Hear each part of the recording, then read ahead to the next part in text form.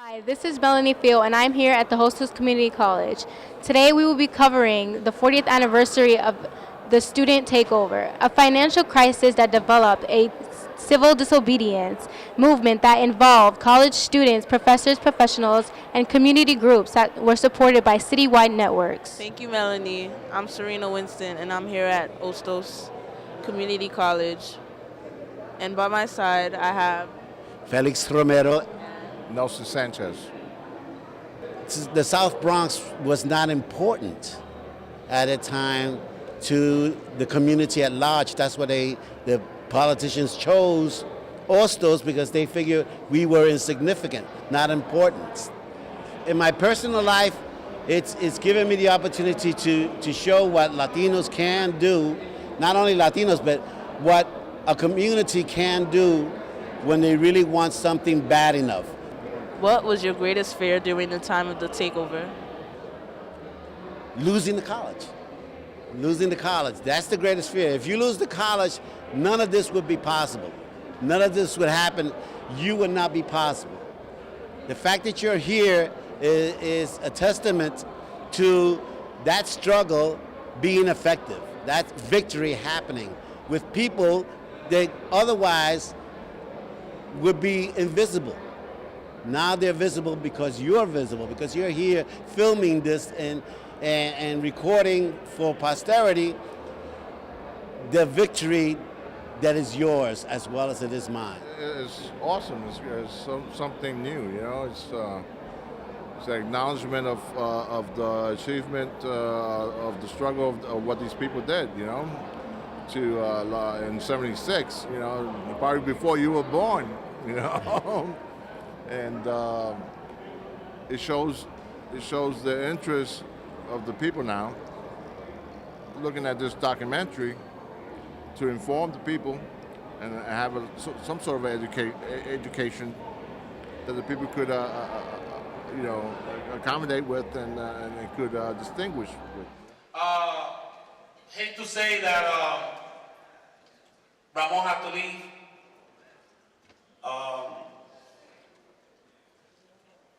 He's in real pain. And that's the reason why we call on having this event here.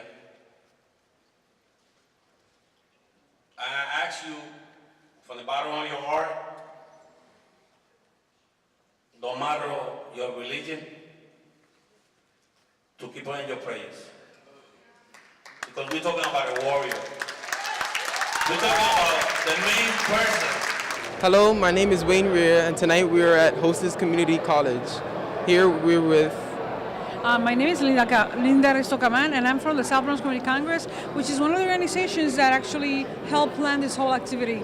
It's a celebration of it's the 40th celebration of Astor Community College, and this community had an impact in the decision. They wanted to close this college, and we opposed that, and the community and the students raised and actually took over this college, and that's why we're here today. That's why we have this great institution in which many students can come and learn.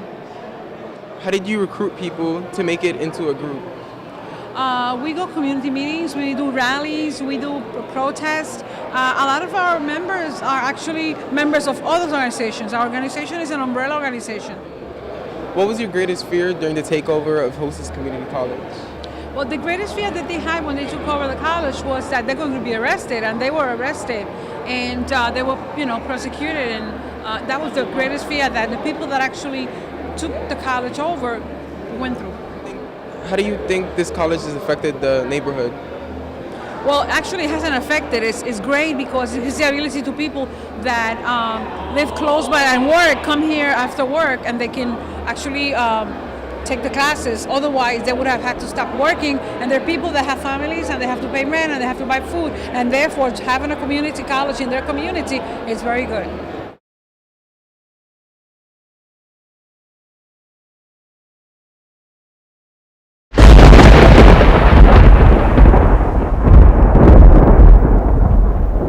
Today we will be introducing one of the most essential parts of learning English, the teacher. With us today is Ms. Sheravano from Astor Collegiate Academy. She is one of the many teachers who teaches this subject. I came to this profession because I needed a job, basically. I had heard that there was a teaching position in the Bronx at Columbus High School. I went for the interview. I was hired on the spot, and I've been doing it ever since. Some days it is my dream job, but other days it's a nightmare. In fact, when I first started teaching, I actually did have nightmares about this job. I really do enjoy my job. One of the best things about being an English teacher is being able to share books with students that I love. I love to listen to students discussing the topics that we're talking about, and I really enjoy having the students grow as independent thinkers and independent learners. One of the biggest challenges is figuring out what's going to be interesting and current to the students. Sometimes the books don't change, but the topics have to change so that the students will be interested in what they're learning. It's really hard to judge academic growth. It's something that is almost impossible to really gauge because when it comes to learning, it's about developing your own ideas and your own thinking. And we could give the students essays or give them tests, but the real practice comes when they move on past high school. I have had students come back and tell me that some of the things they learned in my class has helped them in college. I've been teaching for about 16 years, and the biggest thing that I learned is that nothing really changes. Teenagers are teenagers, and everybody's always searching for the same things.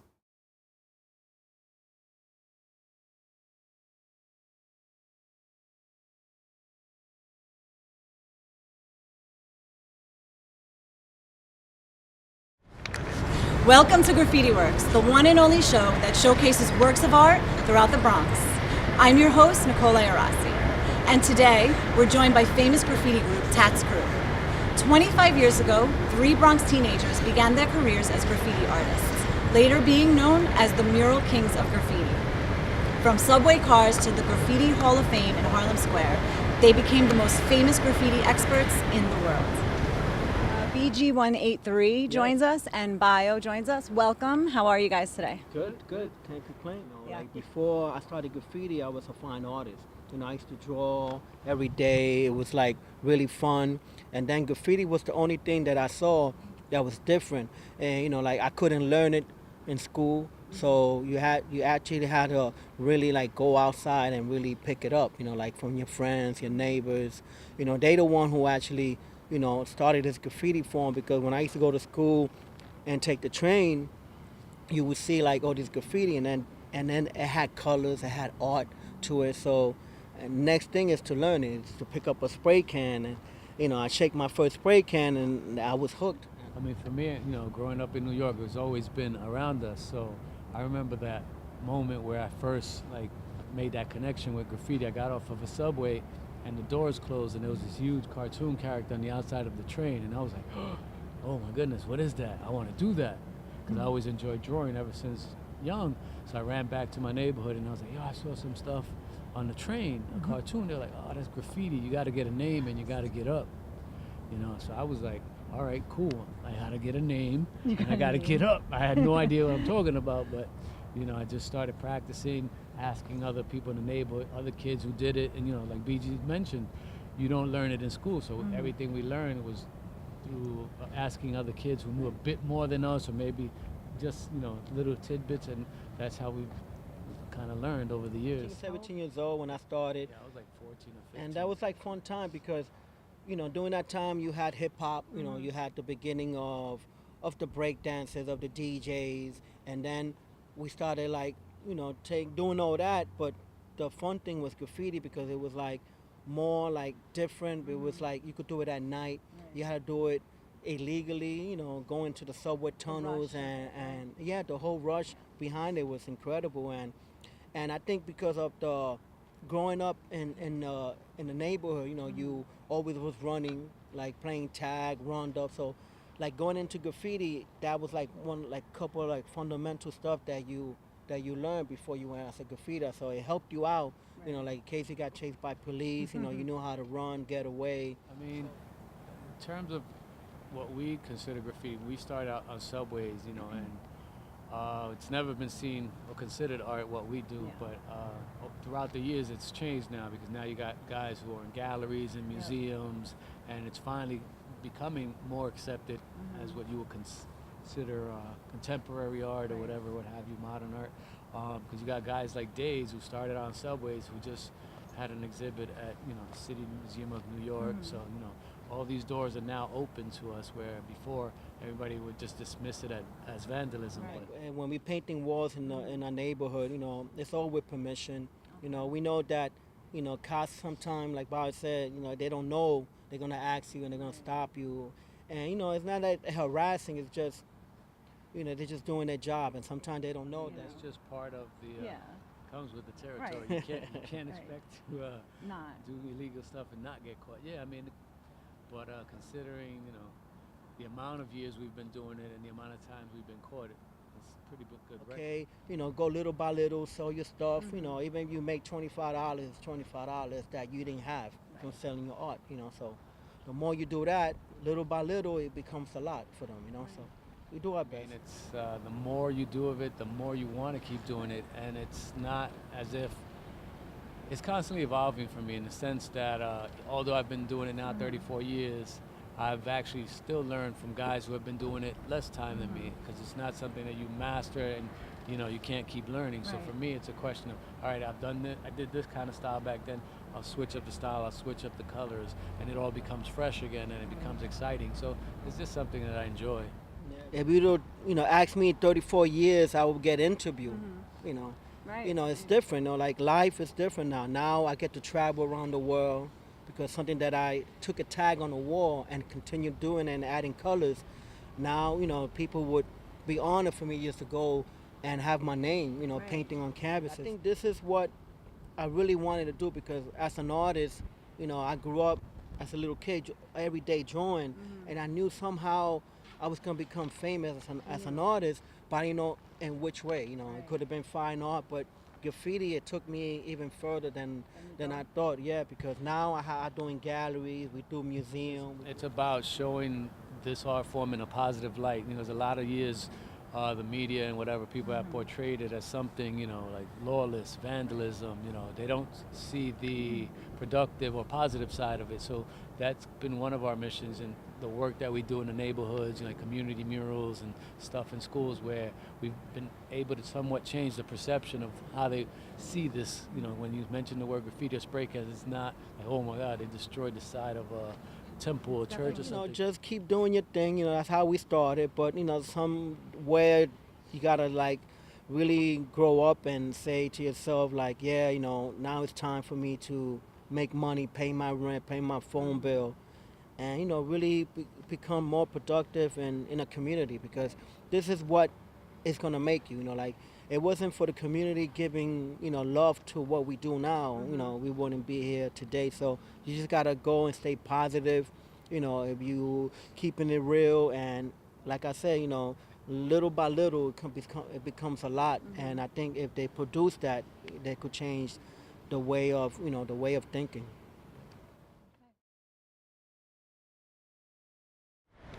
I'm here again with Tats Crew, the Mural Kings of Graffiti. For more information, visit tatscrew.com and leave a message, or they can be reached at tatscrew80@gmail.com. That has been our Graffiti Works report, and I want to thank Tats Crew for joining us today.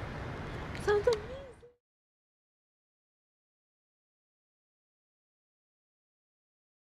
I wanted to be a teacher since I believe I was in 5th grade. I had a whole list of things that I wanted to be, and one of them was a teacher. I wanted to be in the Air Force. I wanted to learn how to fly a plane, and out of those 5 things was becoming a teacher. And so currently, one of my bucket lists, or one of my dreams, was to become a teacher.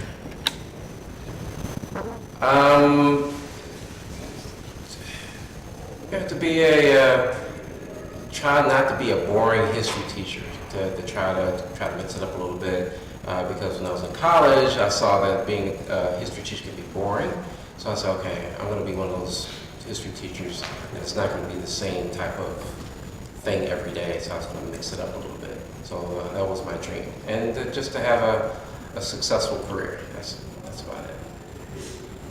I would say it's good. Sometimes it can be stressful, but that's why we have the break in between in the summer, so that kind of calms me down. So overall, it's good.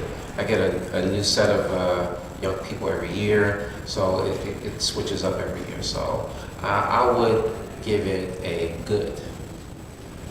Besides it being closer to where I live, I did like the student population, and the staff seemed to be very friendly. So I took a chance, and I was fortunate enough to get the position. And the reason why I'm still here is because of the student body and the staff.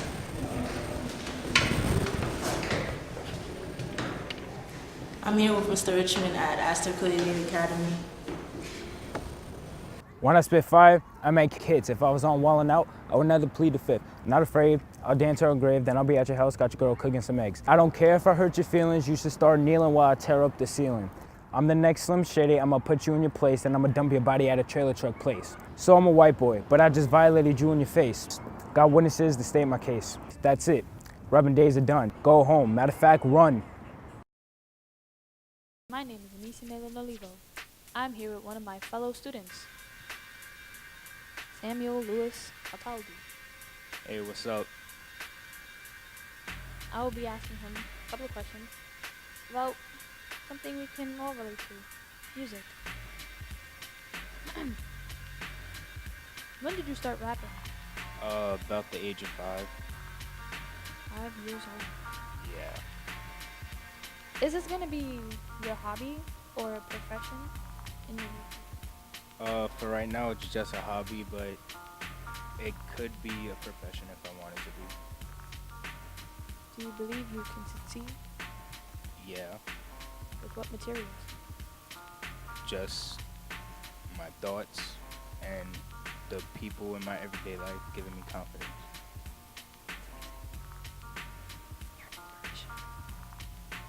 Why did you decide to rap? It was just a thing me and my friends were doing, and then one day I was just good at it. Just good. Just luck. It was just like a thing that just happened, and I've been doing it ever since. A miracle. I guess you could say that. 8 Mile. Was rap the spark that you needed in your life?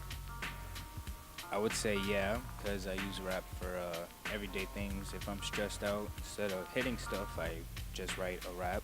And for anything else, or I just do it for fun when I'm bored. What is your rapper name?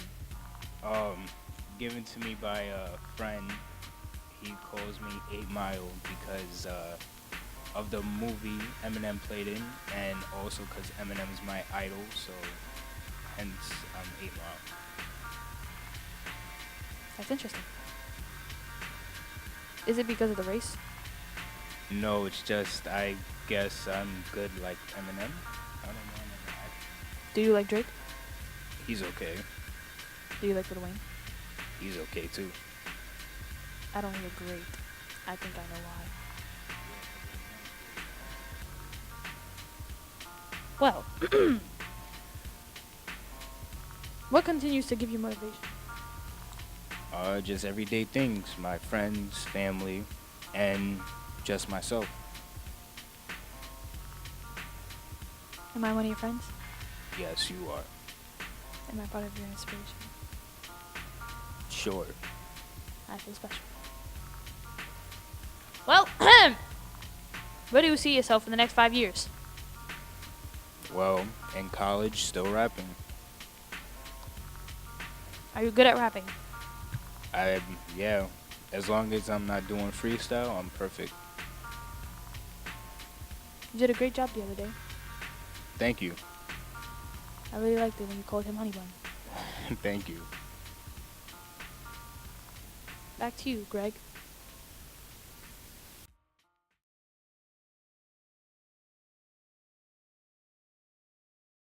My name is Nisha Naylin Olivo.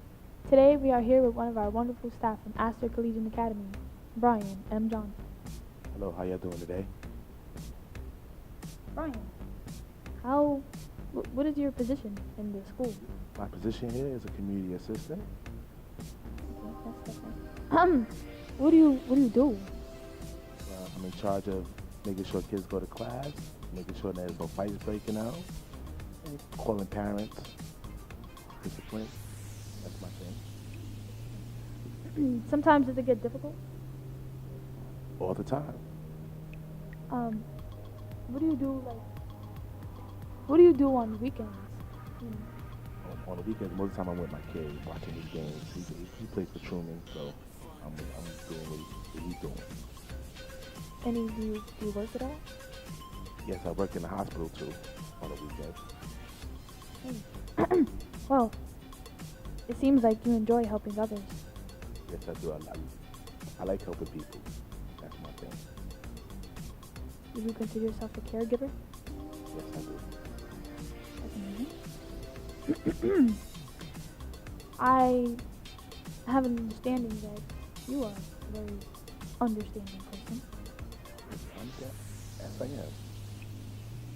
How do you look at yourself completely from the student's point of view? I understand. I have a child. Most of the kids' ages in here, so I pretty much understand how they think and what they feel. So I can relate to a lot of kids in here. So that's why I like working with kids. I like this agreement. How do you address students? Pull them into the office, have a counselor there. We try to mediate the situation between both the students, and we try to resolve the situation right then and there. If we can't resolve it, then we'll call the parents and we try to resolve it through the parents.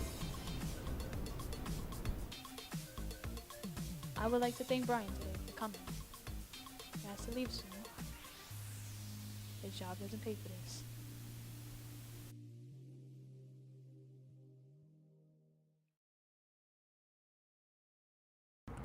Survival of the fittest, I'm about to witness. My rap game strong, it's got no limits. I'ma drop bombs and destroy your image, go home. Don't cry for forgiveness. Unless you wanna be tough, go up against me, don't choke though. Time is still ticking. I don't need to beat to hurt your feelings, just need words that make you start tearing.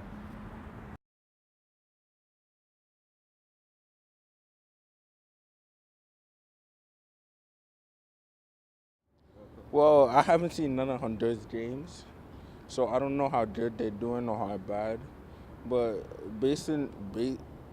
for me, basing on how they did the last time, I think they're gonna make it, but they won't make it to anything good. I think they're just gonna stay in the round of 32. If there's another match in Mexico and Honduras, I hope it's in Honduras instead of being in Mexico. Because if it's in Mexico, then Mexico is automatically gonna win. Because Mexico is better than Honduras. But if in Honduras, Mexico has a harder time there. Because the last time they played, the only 2 goals was from I forgot who, but it was really hard. They won those 2 goals in the 89th and the 90th minute. Benzema and Marcelo, all 3 of them are one of the starting 11 for Real Madrid. So they're losing 3 of their main starting 11s. I think that's really gonna put a toll on them. And now they got to use like people like Danilo, Esse, James Rodriguez not supposed to be as a right W, but he has to be there while Bale is out. So yeah, I think that it's gonna be a little bit off. Barcelona's future is that I think they're still gonna be good next season and the season after that because they have a lot of young players that are really good. Like for example, there's Munir, there's Sandro. Both of them are good, but they're still improving. So I think they're gonna be the next ones to be the starting 11 for Barcelona in the next couple of seasons. I feel bad because, of course, they're supposed to be like, like the best team, and they lost to a team that they're going in that they're going in a good season right now, and yeah. So you didn't this Rafa Benitez, yes, he changed everything because he changed the squad. He changed everything of Real Madrid. If we didn't have this coach, we should have been like in first place right now or second. So with all those ties and losses we had versus these other games, well, yeah, as I'm a Real Madrid fan, then I say Barcelona because they're in a good season right now, and Real Madrid obviously they're going to lose again.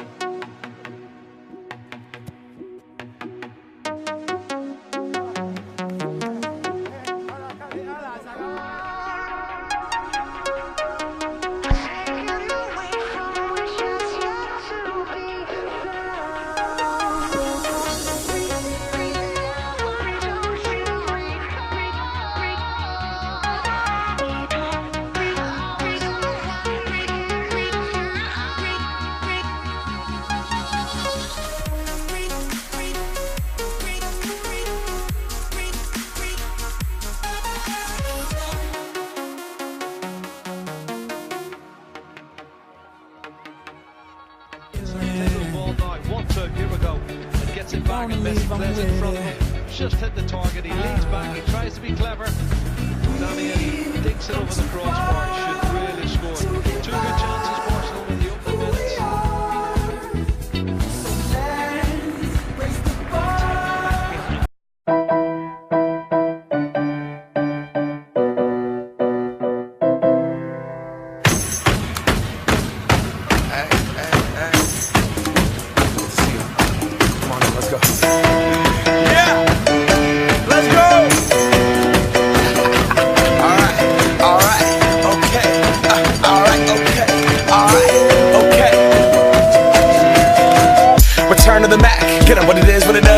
What it isn't. Looking for a better way to get up out of bed instead of getting on the internet and checking a new hit. Me get up, first shot, pimp strut walking. A little bit of humble, a little bit of cautious. Somewhere between like Rocky and Cosby's for the game. Nope, we all can't copy yet.